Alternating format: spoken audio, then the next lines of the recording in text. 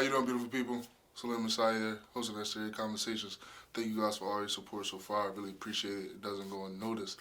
If you watched Benny's episode Slim TV with me featuring on it, I told you guys merch is coming soon. It's here. We got colors in red, blue, black, and yellow.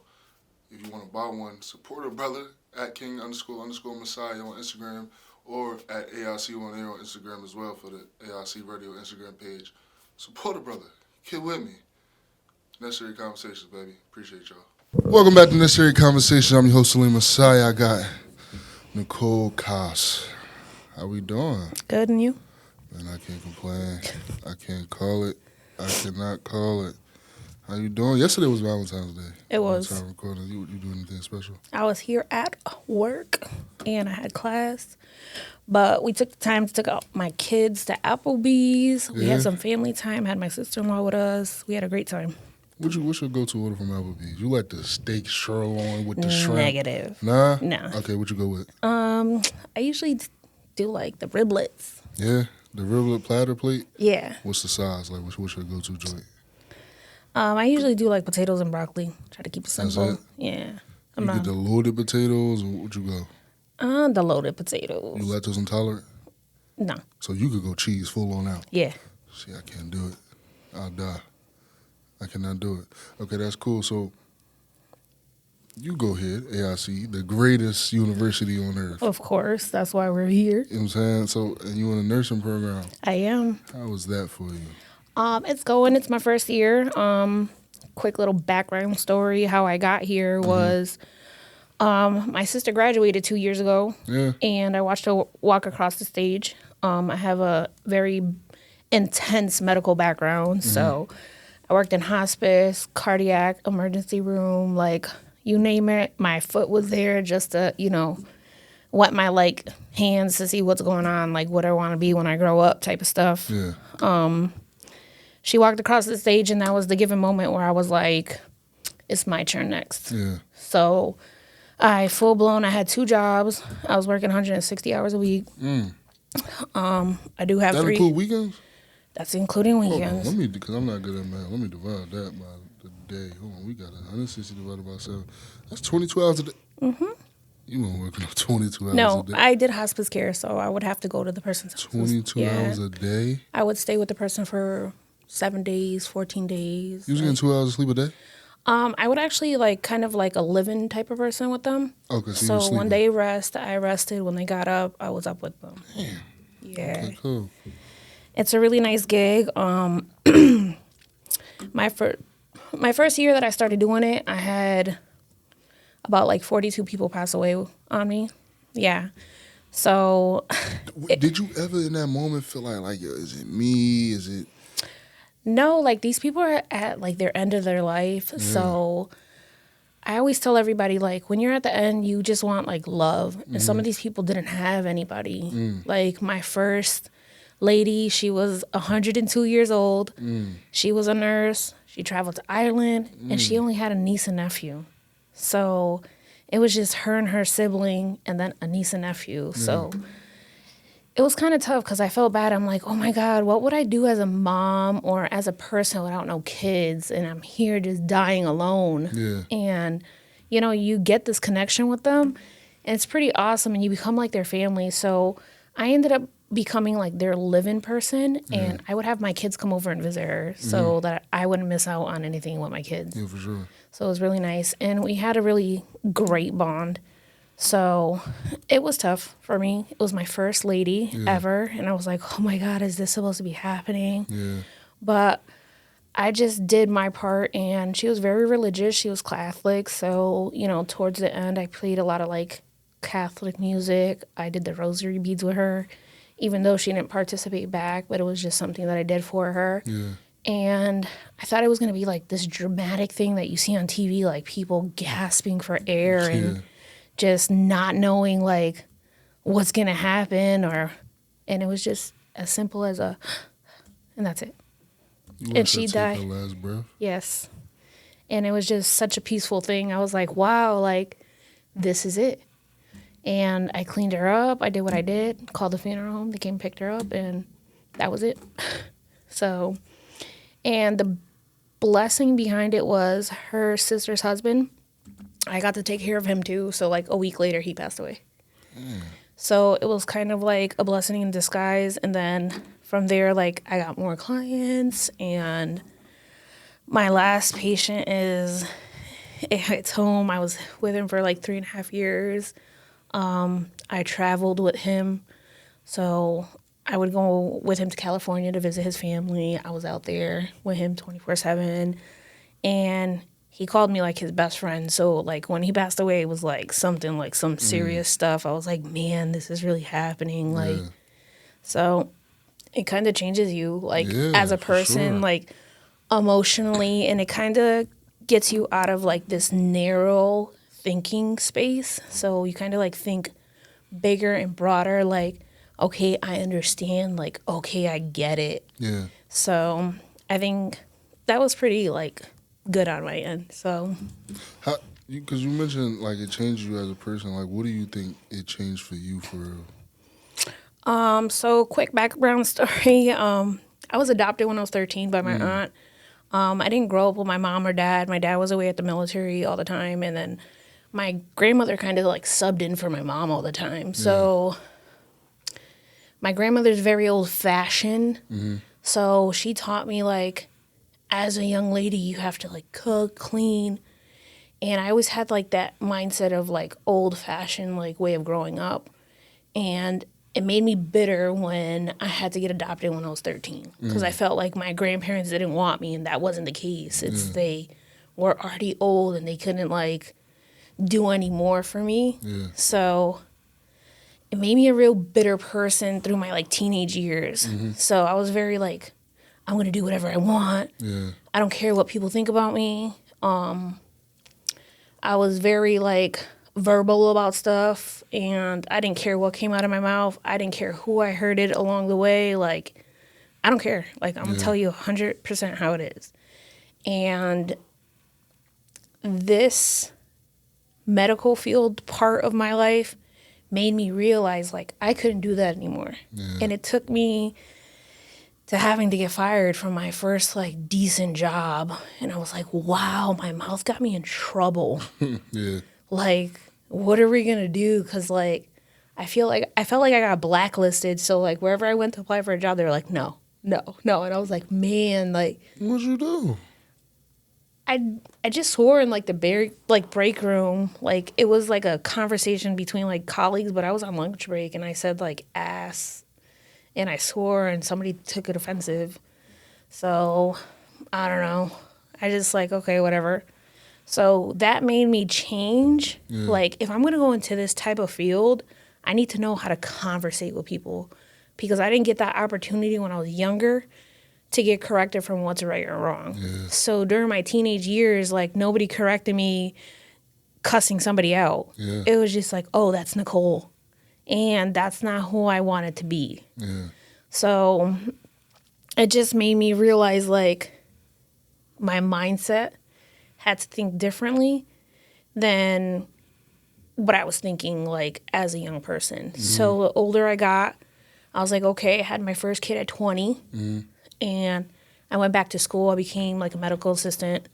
Boom, got a job.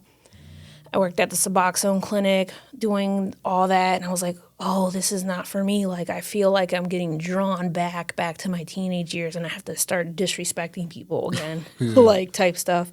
Because it's tough. Like, when you have an addiction and going into this office, you're like, I want my meds now. Like, and people don't know what to do. Like, they're just like, I need my meds, or somebody's, like, having a relapse, or, you know what I mean? And you have to talk to people certain ways so they can get it not to disrespect you. So I had to kind of learn how to, like, swallow my pride a little, because I was like, ain't nobody ever disrespect me again. Like, it is what it is. But having somebody, going to somebody's house and watching them and assisting them pass away peacefully in your house, that's, like, a whole nother type of, like, feeling. For sure. And a lot of people say, like, it's scary, but it was, like, a sense of relief. Like, I just helped this person die in their home comfortably. So not like many people understand, like, oh, snap, like, did you just do that? Like, yeah, it is what it is. And it made me like completely like mentally and like physically like, wow, like I can do this. This is my calling. Yeah. So it's just kind of difficult when you're surrounded by a lot of negativity and be like, listen, I've been through worse. And I tell people like all the time, like,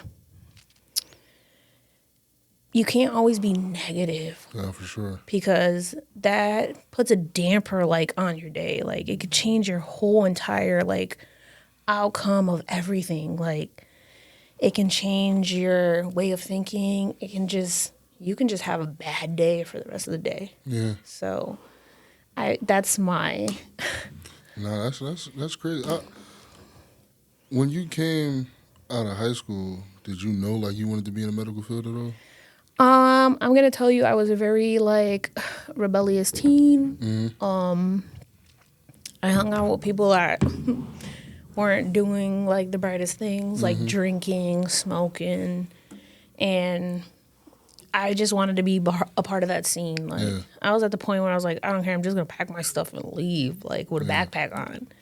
So, and I think that was like a lot of the anger that I had towards my family because I felt like I was unwanted. Yeah. So, no, I did not know that I wanted to be in the medical field when I got out of high school.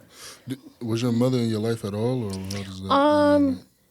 She was, but it was kind of like very toxic. Like her end, and I don't blame her for it, but I do blame her because she left us at a like very young age. And she did a lot of stuff that I, as a parent now, would be like, I could never do that to my kids. Yeah. And my kids are very important to me. Yeah. So it's just, I can say she was maybe 30% in our life.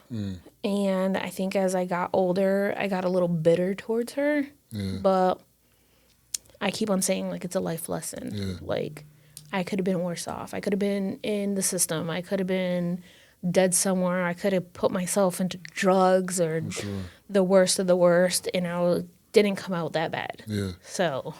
You from Massachusetts? I am. In Springfield? Mm-hmm. You been in your whole life? Mm-hmm.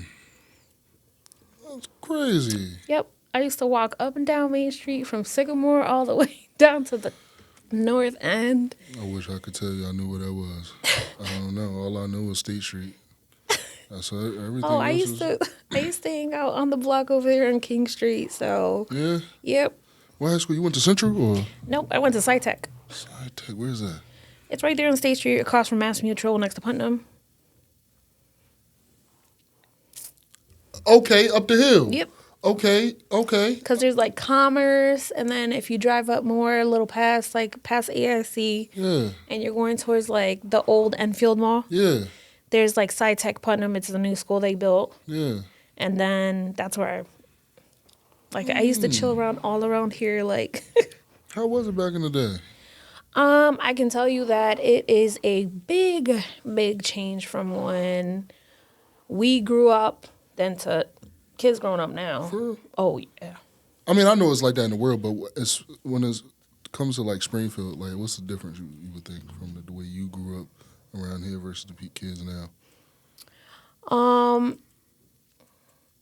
I think the kids now are just confused. And like back when I grew up, like we couldn't get away with a lot of things that these kids are getting away with now. Like it was like, no. Yeah. Like in high school, I was 18 years old, graduating high school. I got into my first fight and I got arrested. Yeah, like, and I got charged. I had to do like community service, like the whole nine. Like, you got to fight on school grounds? Yes. You still got arrested? I still got arrested. And the girl stabbed me with a pen. So, but her dad was a cop, so she kind of, it was like a slide under the carpet. Yeah, you lost from the jump. Yep. So the only thing that was good about that was another lesson learned. Like, you know, I got into a school fight, never got into a school fight in my life. And I think it's because, like, people respected who I was. Yeah. And that day that I got arrested, I'm like, oh, my God. Like, they're going to call my dad, and it's a wrap. Yeah. Because my dad was in a CO. Well, he was a CO in Ludlow. Yeah.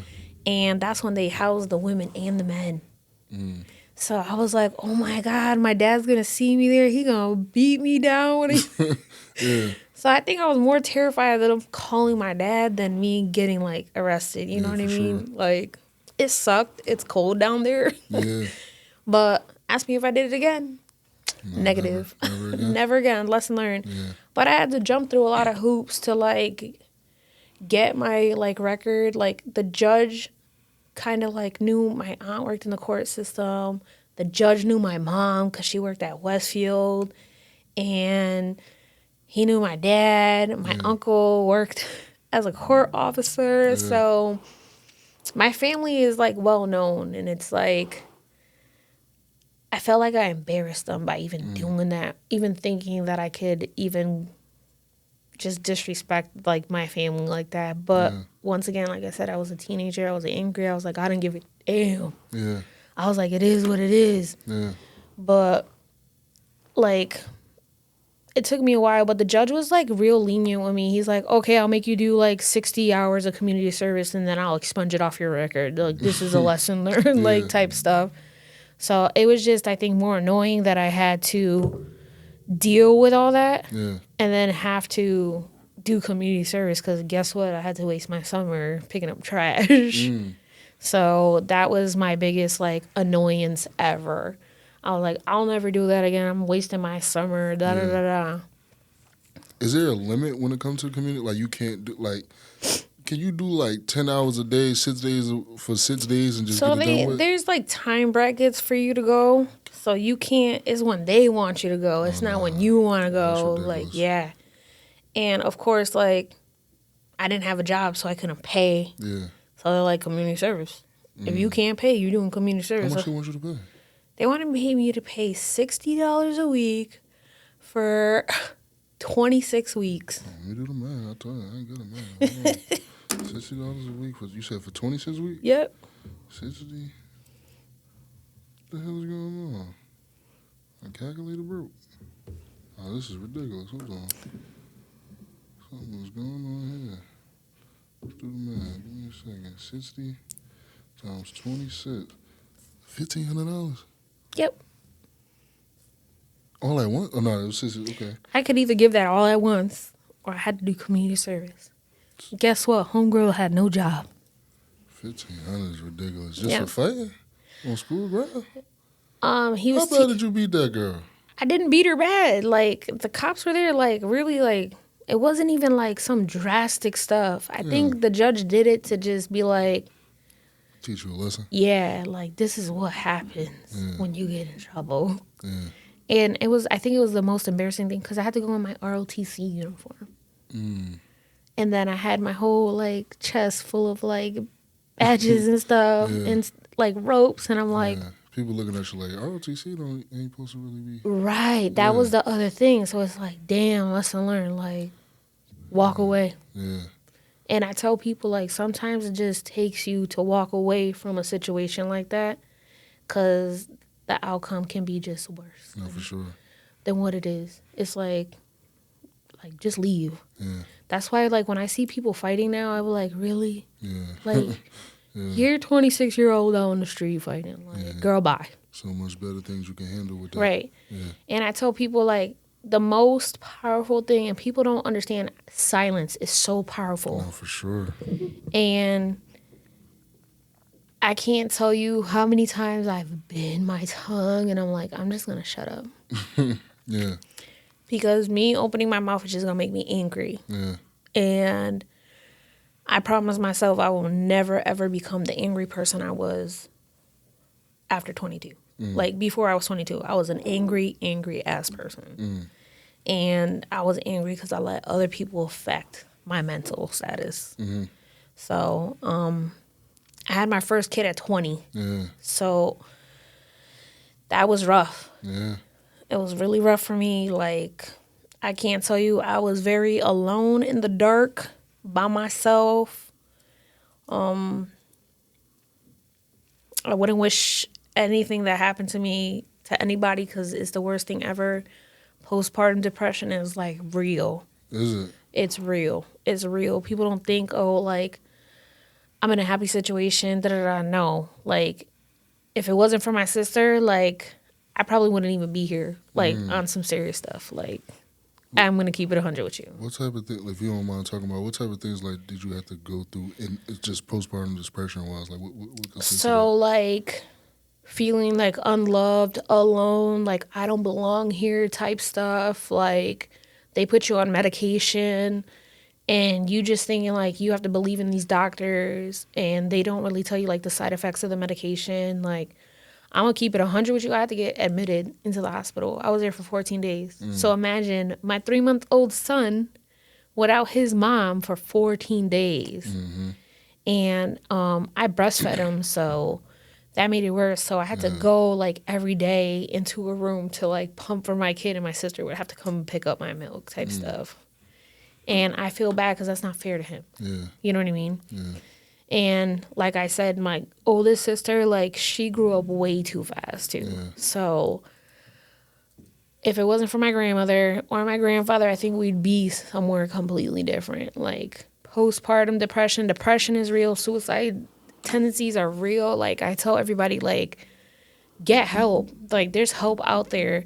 And I think people are just scared to just, hey, I need help. Yeah. Because then they're going to feel like they're going to judge me. Yeah, for sure. And I tell everybody, like, I'm not Jesus. I'm not here to judge you. Yeah. I'm here to help you. And I think that my career, like, in the emergency room kind of, like, broadened my way of thinking even more. Yeah. So it's, like, tough. So I tell everybody if you get into the medical field, just know, like, you are making a difference. Like, no matter what you're doing. Like, if you're greeting somebody at the hospital, like, you never know. That person couldn't have been, like, talked to in, like, months. For sure. Or smiled at. Or you could have been the kindest person to that person who has just a negative outcome in their life. And you're just going, hi, how you doing? And smiling. Yeah. You could have made their day. Yeah, for sure.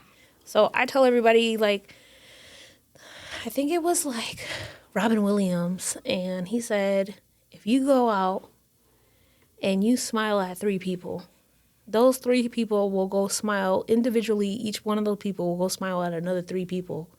So that's already 3, 6, 9 people from those 3 people. And it just branches off from there. Yeah.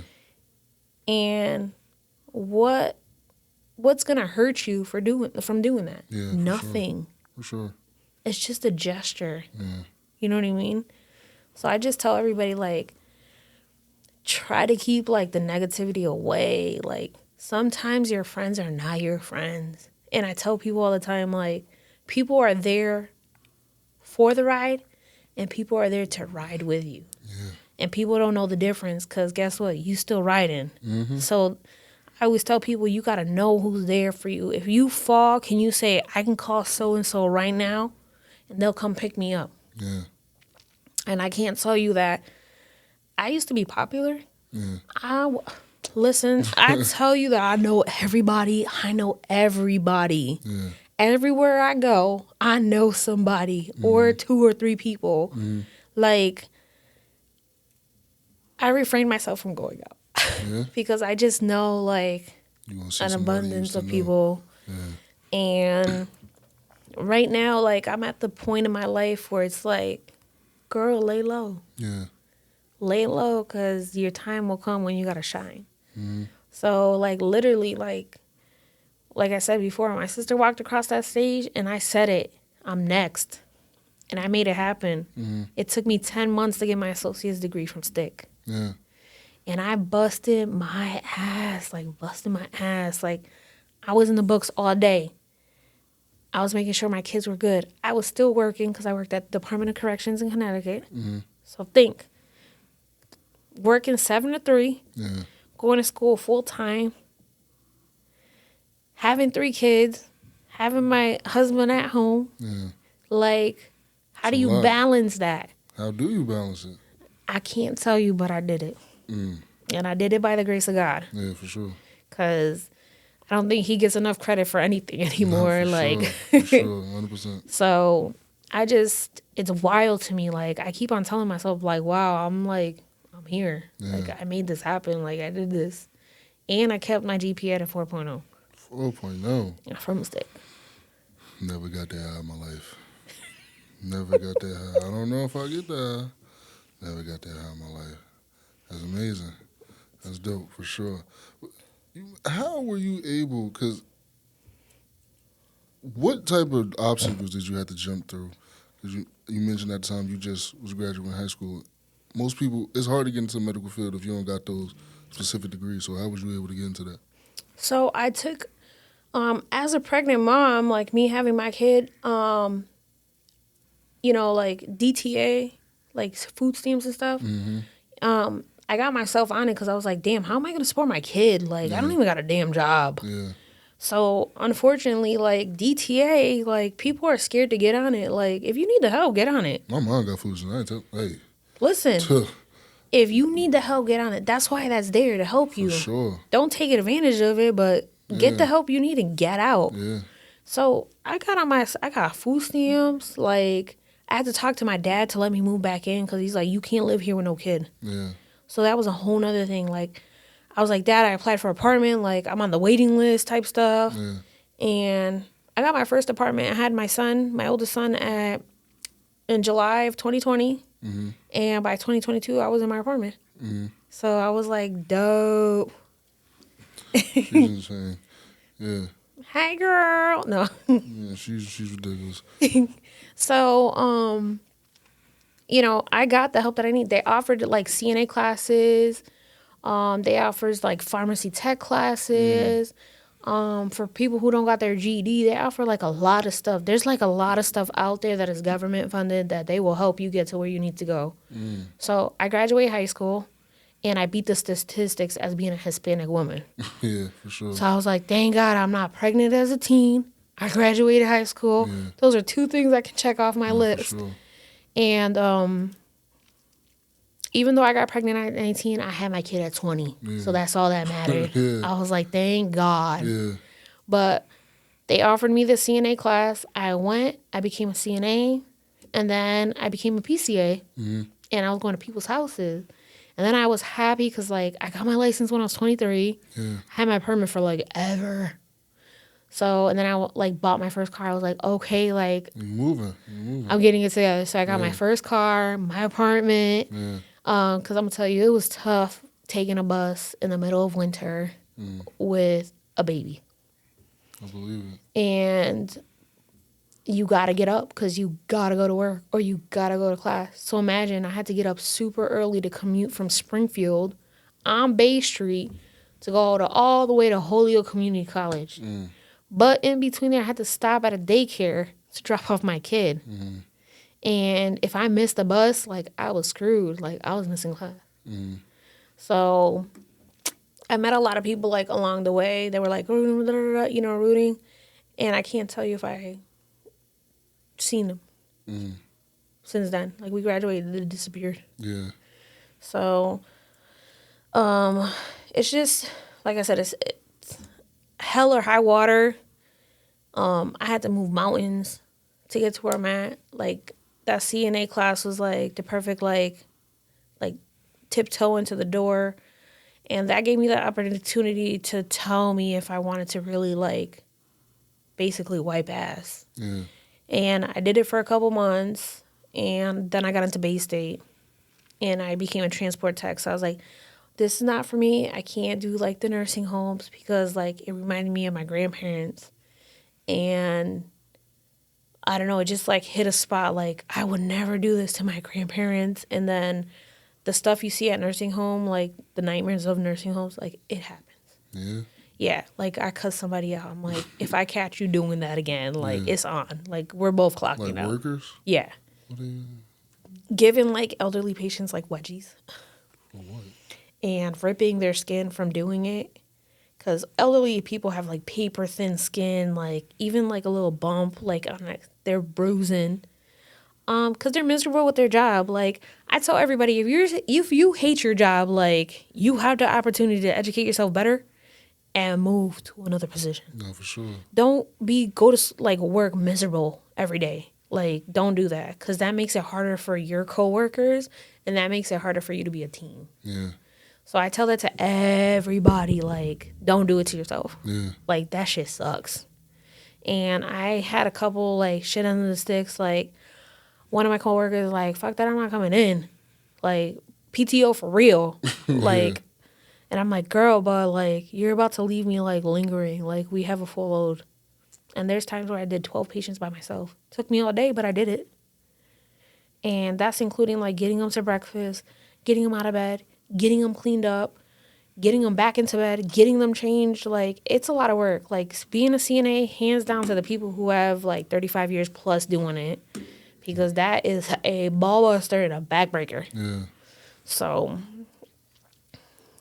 I don't know. You before we got on air, you was talking about like you had to get your record expunged just to take the classes type thing. Like, Well, that whole about the fight. incident, yeah. You had to, but I'm saying you had to like, okay, it is what it is. It happened. You about to go try to take your class. You're like, yeah, we can't do it. So That's how it was. a lot of people don't understand. Like, when you get in this medical field, like, you gotta go through like a list of stuff. Yeah. Yeah. Like, in your, like, background check, you have to get a background check. And that's through the state. Like, if you've hurt anybody, if you've done, like, neglect or malpractice, like, they look that up, like, tooth and nail. So even though I got into, like, that school fight, like, it was still on my record. I'm like, even though it said, like, non-convicted, Yeah. like, I had to still go the extra, like, paperwork to go get it, like, off my record. Like, and that was when I was, like, 18. Yeah. That affects, like, people don't understand. Like, that affects you a lot. Yeah. And I just tell people, like, be cautious who you hang with and be cautious about what you do. Because if you don't think they're watching, they're watching. No, for sure. They're going to bag you. Yeah. And it's a wrap. Yeah.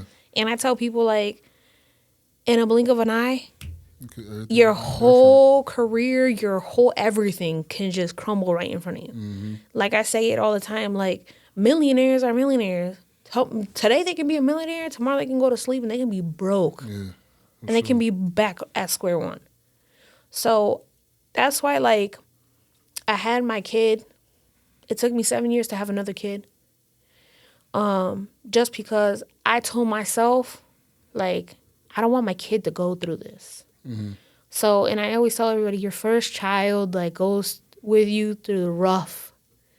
And then your second child gets it, like, a little bit better. And your third child, Just be living right. living their best life. So, my brother just get anything he wants. Continue. This ain't about me. no, it's true. Yeah, I'm not going to lie. I have, my oldest son is 16. Mm-hmm. And he's spoiled. Yeah. But I spoiled him because I can. Mm-hmm. He's my first son. And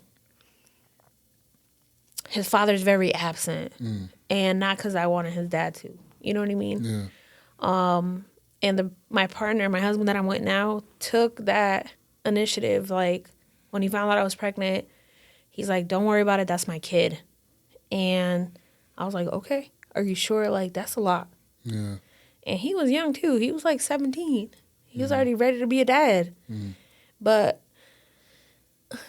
it's kind of weird because I treat my oldest son a little bit different than my two youngest. And I just don't want him to end up like his dad, and I don't want him to end up in a mess. Mm-hmm.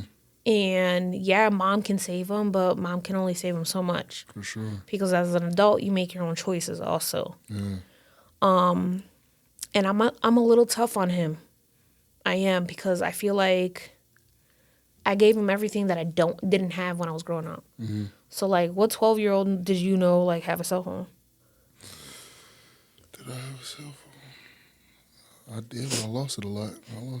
Okay, this kid got, like, the top cell phones and stuff. Oh, no, I ain't get no iPhone until I got to high school. Okay. Yeah, no. I didn't get my first cell phone until I was 19 years old. Really? Swear to God. Everybody in school, cool with a cell phone. I'm over here, like, picking up payphones, still shoving 25 cents in a payphone, like, Yeah. 35 cents, you know what I mean? And I had a Nokia. Mm. So, Yeah. it was pretty rough for me. Like, Yeah. I sit here, like, people will see me walking around, and I tell everybody, like, if you knew my true story behind, like, me, what I have behind me, you would never, ever think that would have happened to me or what I've gone through, because I don't let the baggage linger. Like, it's baggage that goes in the trash. For sure. So my first son, I just want him to be like great. I want him to be like, Dad, like if he ever runs into like his biological dad, he gonna be like, yo, I did it without you. Like, what are you doing? You know what I mean? And I want him to know, like, regardless of his decisions, like, we're gonna support you, because that's what I want. Like, Puerto Rican household, you turn 18, bye. Yeah. You know what I mean? Yeah. And that's old fashioned. Now it's not. It's you stay in the house as long as you want. Like, my uncle, he was a baby. He literally didn't, like, fly the coop for my grandparents' house until he was, like, 34. But he was the baby. Yeah. My aunts were out. They were like, peace out. Boom. Yeah. My aunt was in New York. She was becoming, like, an aviation mechanic. My grandfather gave her whatever she wanted. My mom was spoiled. My biological mom was spoiled. And then my other two aunts, they were just the oldest, got whatever she wanted. And then the second oldest, like, she did whatever the hell she wanted to do. So it was like, my grandmother had 5 kids. Yeah. So I'm like, But it took me, like, honestly, like, real, like, no cap, it took me till I had my daughter to really, like, okay, time to... That change you? Oh, yeah. When they say, like, you have your first kid and then, like, everything changed about you, like, when you hold them in that, I'm not a parent yet, I don't know. So you got to tell me.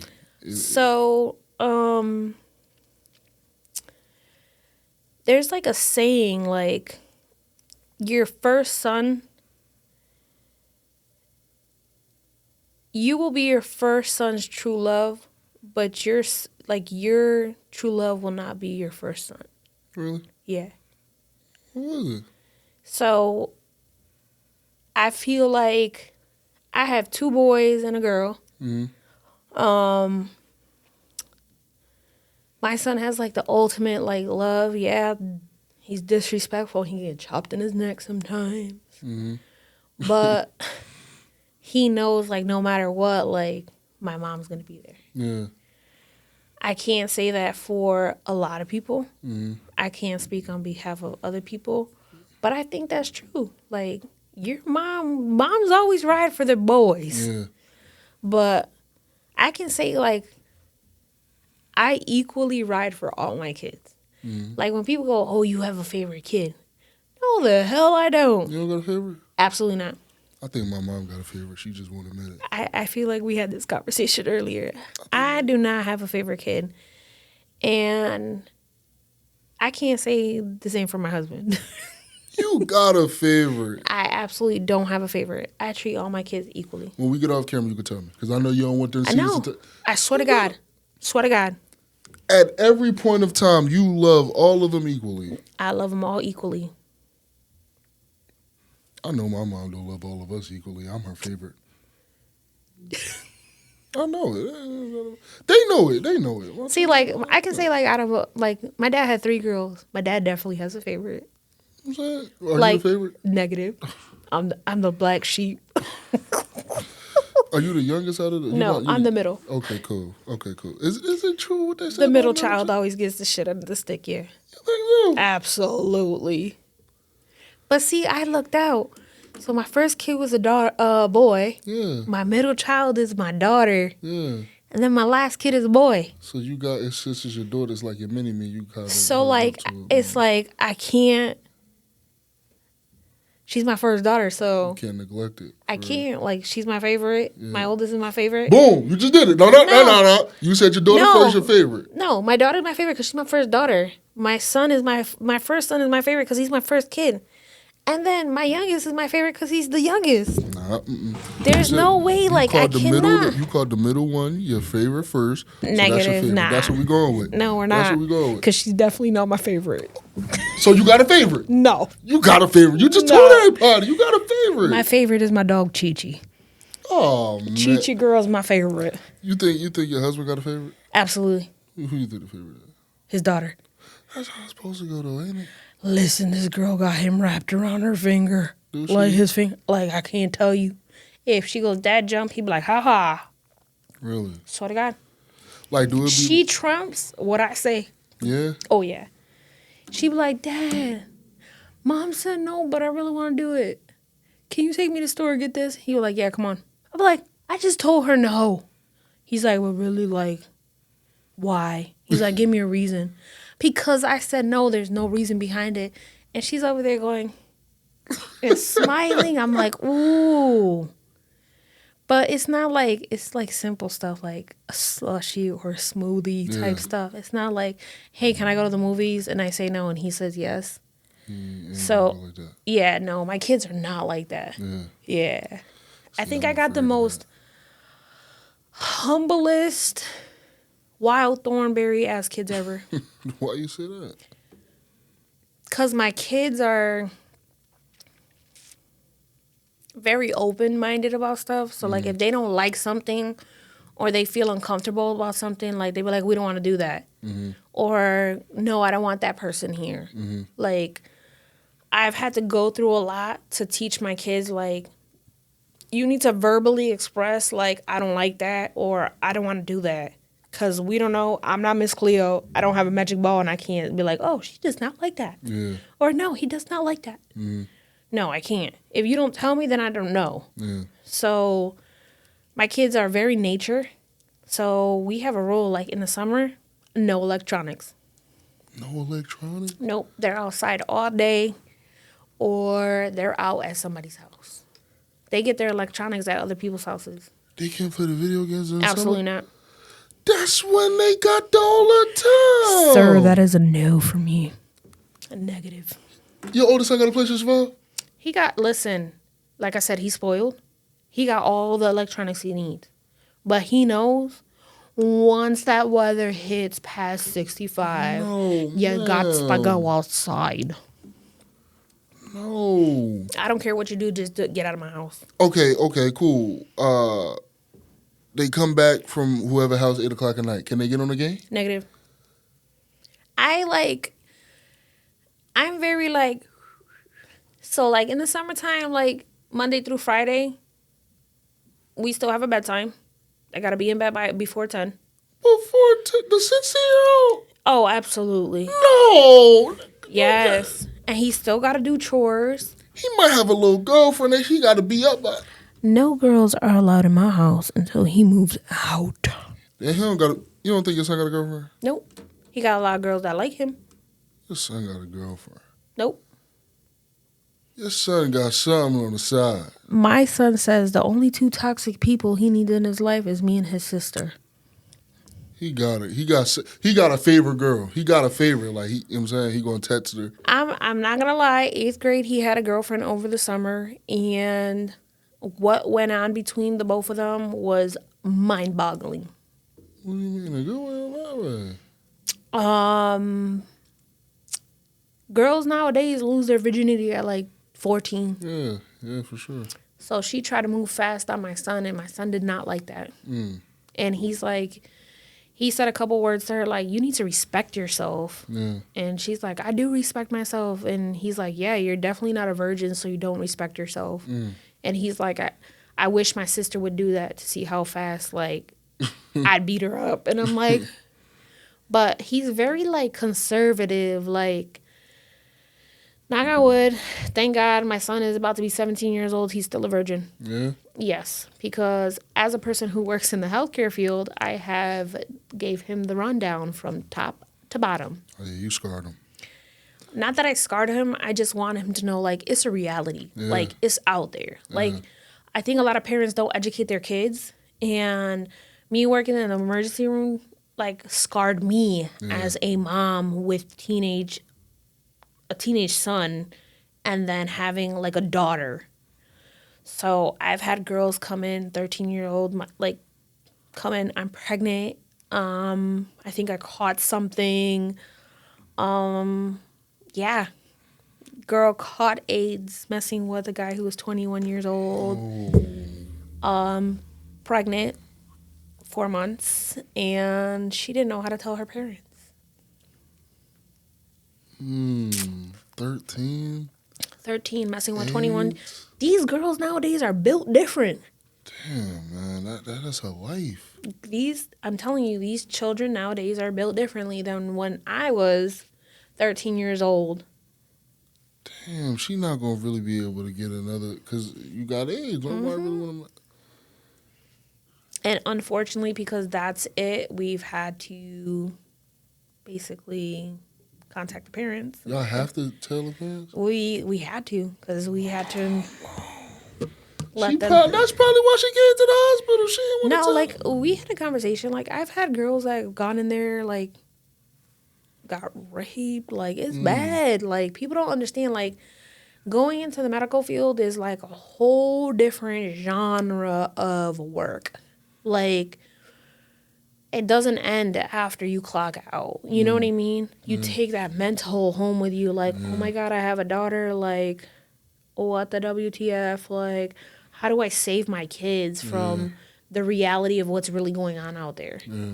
And it just sucks because I think people are just not educated enough to let their kids know, like, if you're being, like, promiscuous, like, let me know. Like, I even told my son, like, let me know when you start getting the itch, brother. Like, I will give you condoms. Like, I'll go buy them with you. Like, I'll let you know, like, if you're doing this, we need to buy this. And I let him know, like, there's kids that come in, like, babies, like, 13, like, STD, like, forever. That 13-year-old girl AIDS things. Yeah. HIV, like, almost, like, borderline, and she didn't know. And she's been, like, she's 4 months pregnant with a 21-year-old. Like. What was the parents' response like when y'all had to go tell them? They cried. Because that parent always thinks not my kid. Yeah, man. And unfortunately, it so happens to be it's your kid. And I've had 16-year-olds come in, like, being pimped off. Like, it's out there. Kids running away, having sex, getting pregnant. Like, what do you do? 13-year-old with AIDS is crazy. That mess up your life for real. Is it like partner while, even just partner while you. Oh man. And mind you, this is like down. It happens everywhere. Like, I've traveled from Florida. I've lived here. You know what I mean? I've lived in New Hampshire. Like. How was New Hampshire? Because I heard they don't got state tax, sales tax. No. Is it worth it? It is. Everything's just a little bit more pricier. But if you ain't paying no tax, it's always a catch. Yeah, but like if you're paying $112 for sneakers here, $150 for sneakers, you paying what? $108, basically $160 for them. With the tax over there, you pay like what, $140? It's not that bad, but it's no tax. And then they have this thing over there, like it's like there's like a special weekend you go down, and it's like you get like 50% off and blah, blah, blah. That's why a lot of people go over there grocery shopping. When is that? I think it's like the end of, we go every year. March, we go like March? Yeah, we go the first weekend in March. How far is that from here? Maybe an hour and 20 minutes. It depends on what part you go to. What part do you think I should go to? Whatever part you want to. Stop. I don't know nothing about New Hampshire. I don't know what that is. You living under a rock? I live in New Jersey. I forgot you're a Jersey boy. What that mean? What's wrong with Jersey? Nothing. You won't go past this is as far as you go up. Because it's too cold past that. No, I like the cold though. The snow is where you lose me. Shocking. What Well, do you New mean? Hampshire, it snows really bad. Like, they got ice castles out there. Excuse me? Ice castles? Oh, no, I won't. It's It's snowed out dope. in March? It's dope. Yeah, we go every year. Like, we're going this year. Snow castle? Yeah. I'm going to show you right now. I can't walk on the snow. Once I get the snow on me, I'm done. I'm going to tell you. It's really nice. Ice castles. Yeah, no. It's in North, right here. It's in Woodstock, New Hampshire. Woodstock. Yeah, and it's dope. Okay, that look real nice. Yeah, it's not too But I'm bad. going to have to watch from a distance because I'm not walking on no snow. Usually, like, the paths are really clear. Like, it's just, like, kind of, like, muddy type stuff. Ooh. And they have people, like, with, like, little sled toboggan stuff. Like, Oh, no, I don't get into all that. well, you don't have to. I'm just saying, like, they have, like, sleds, like Santa Claus sleds. And they take you around the park. Oh, no, that don't sound like that's for me. I do It's a wanna first go date down type of thing. there. Yeah, that's something New Hampshire. And look at it, has to super go to. cheap, like $30 for an Okay, adult. that's not too bad. Yeah. That's not too bad. They have one in like Las Vegas. It's called like Sub-Zero. And you have to Really? put on a coat. Like you can, yeah, like it's an I didn't ice. know Las Vegas is even that cold. No, they just have like this Sub-Zero type of thing. It's an attraction You over been to there. Vegas before? Who, me? Yeah. No, my sister has. Oh, okay. I've been to California. Like, that's the other thing. Like, I got into nursing because I want to travel. So I'm like, there's a lot of benefits in nursing. You can be a traveling nurse. Yeah. So, like, I've been to Amsterdam. Amsterdam. Yeah. How is that? Beautiful. A lot of people think about it like, oh, go out there for the weed, da, da, da. Like, it's not a big deal over there. Really? No. Hmm. Like, I feel like what people see in like the movies, Completely different. yeah, the hype was not like that up there. Like, people are like genuinely like dope. Yeah. Like, it's like them smoking a cigarette on like the street. So they don't even think of nothing out of it. No, and it's not like, it's not advertised like, oh, come smoke that. No, it's not like that at all. We stood in this little town called Alkmaar. Beautiful, beautiful, beautiful. I can't even tell you. Like, I can't wait to go back. We're going with the kids over the summer. Yeah, this summer? Yeah. Okay. My sister lives in Said Belgium. It's called Halamark? Alamark. Halamark. I think Yep. I heard of that. Hold on. Alkmaar is what it's, yeah. Halamark. Netherlands. Netherlands. Yeah. Okay, hold on. Let me see. Okay, I completely butchered the name. Ain't no thing. Images. Let's see. Okay. You take a lot of boats around there? There's canals. Canals. Yes, I ain't gonna lie. I'm a big dude. I'm scared of sinking. So I need me a larger boat, something that could withhold. Something that you walk straight with the deck on and walk straight on, not something you gotta climb over. No. So like over there, it's like amazing. So Okay, this is like a perfect spot. So in Alkmaar, we stood right here in this little building right here in an Airbnb. Okay. So it's like really like brick type stuff. Like you wear sneakers. I think every second Friday they do like a cheese like thing. It's really the best grilled cheese ever in your life. I'm tired. You gonna send me out there in trouble? It's not that bad. Like the cheese didn't hurt my stomach though. You not lactose intolerant. I know, but You gotta understand. I Listen, don't drink milk. I had a burger yesterday, a cheeseburger, and you would have thought I had a whole pan of mac and cheese. It wasn't good. It just wasn't good for my stomach. But listen, some things you gotta go through it. You just gotta go through it. Some things is worth it. So I'm still good at it. the cheese over there is completely different than over What do here. you mean by that? So my sister is like lactose intolerant. Yeah. And she had like about 4 grilled cheeses and it did not mess her up. Say it ain't so. I swear to God. Call my mama. Oh my God, this is somewhere I gotta go. So you gotta hold on. Okay, cool. Okay, cool. Marr. So I went over there for 14 days. Mm-hmm. And I can't tell you that their food over there is completely different than ours in the US. Is it? So everything's like pure. So like their chicken nuggets is like real chicken. Like over here, I think we have like Don't even 72 ingredients in the chicken nugget. don't even ruin my life. Don't And over there is literally like chicken. It's fresh and everything. Fresh. McDonald's over there is crack. Okay. Really? Their cheeseburgers are pure beef. Like, there's no preservatives in anything. So, you know how, like, we go to We want to go to Amsterdam. No, it's not even Amsterdam, just Netherlands or Europe, like, that part of, like, it's that in general over there. So like literally, like you know how we go to the store and we grab like our gallon of orange juice. Yeah. Over there, Yeah, it's it's freshly freshly squeezed. Yeah. I ain't no orange juice. Do they got apple juice? Freshly squeezed. Apple juice? There's a machine that does it for you. No, it ain't. There's a machine that cuts your bread. There's a machine who gives you eggs. What about the water? Because I'm a big water guy. How's the water? Beautiful. Like drinking? Drinking. Tap water does not. It tastes so like glacierific. You making me want to go. Beautiful, beautiful. So I've traveled. So I've been to Hawaii. Really? Yes. Is it what it is on TV?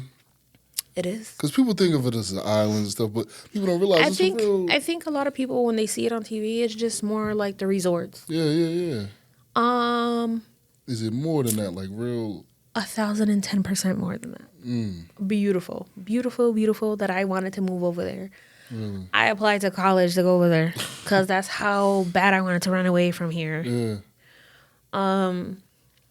I've been to Mexico.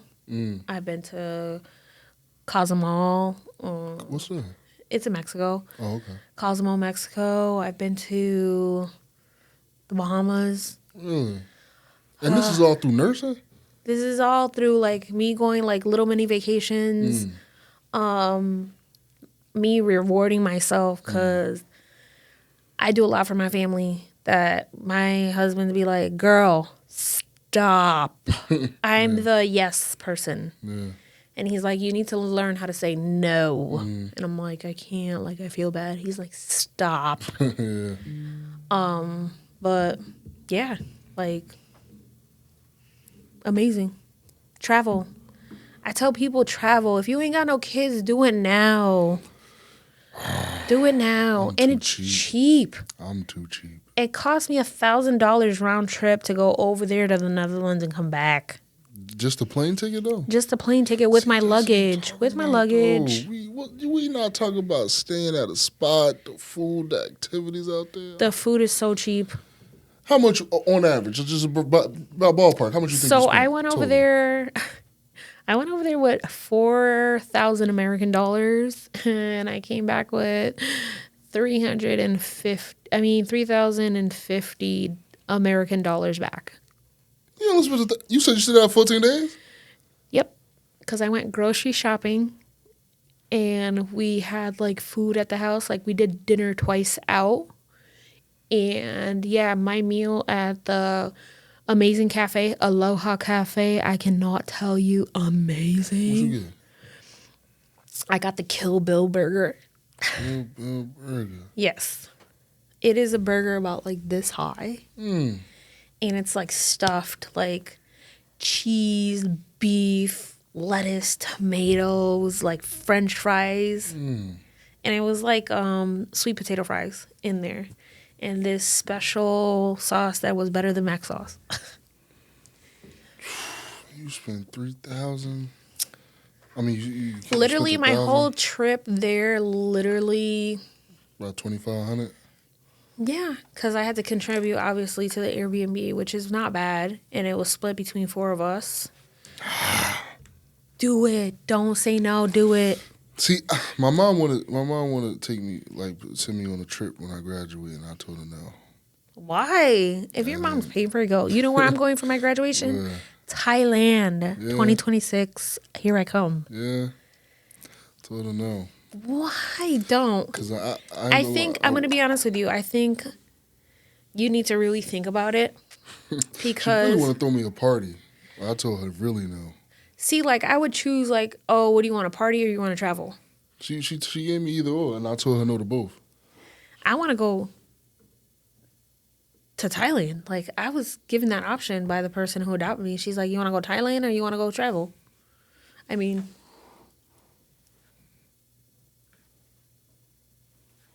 she lying. She's lying. but yeah, I don't know. I don't. Go. I'm gonna think about it. And the best part about it is, like, we had a layover in Ireland. Yeah. And Ireland's beautiful. Like, we didn't leave the airport, but the energy and vibe up in that airport was thebomb.com. You think I should go? Do it. I want to go to Italy. Why you look at me like that? Because I want to go to Italy. Yeah. So while we're in Belgium visiting my sister, her husband's in the military. Mm-hmm. We're going to go to Paris. It's like 2 hours away from where she lives. And then we're going to head down to Italy for 2 days to take the kids. And then we're going to go to Alkmaar again to visit our friend Christian that we met over there. Mm-hmm. Yeah. And just make sure, like, if you go over there, you have an American playlist for them. Because they want to know what our Americans jam to. Yeah. Yes, I had... I'm going to play him Trey Young Boy. Listen, they'll love it. I can't tell you that I had this list on my phone. He was like, American Girl, tell me what you guys play over there. And I was like, oh, I got you. Yeah. I was like, you got Bluetooth? He's like, yeah, connect. Yeah. So over there, literally they only work 4 days out of the week. Mm-hmm. Yes, and they're out of work literally by 4:00, and they go in at 9. So it's 9 to 4. Sundays everything is closed down because that is the day of rest for them. But I can't tell you, they have the nightclub scene over there, and on Friday the first bar we went to was the Aloha Cafe. So like after a certain time they turn into like a nightclub, and we were pulling people off the streets, and I had a microphone. I was like drunk. I was like, come party with the Americans. Come. And people were like gravitating towards like other restaurants, like where their club is, and they were coming. We had a blast. We didn't get until like 4:30 in the morning. Yeah. And we were like done. I went to sleep, took a shower, went to sleep, and I was up at like 7:30 off to my next adventure. Like, I'm going to think about it. But do it. I know y'all, I don't want your workplace to close on you, lock your stuff in there for you, so I'm going to get you out of here. You got a pretty dope story. Keep going. Keep doing the nursing program, all the good things. You know what I'm saying? Keep the I kids just tell right. everybody, like, don't let anything drag you down. Yeah, for Stay sure. positive. Surround yourself with Sure. positive people. And just know there's always that person out there to listen to you and give you advice. Stay sure. positive. So... No, for sure. Cool. I appreciate you coming to Necessary Conversations. I'm your host, Saleem Messiah, and we out. Bye.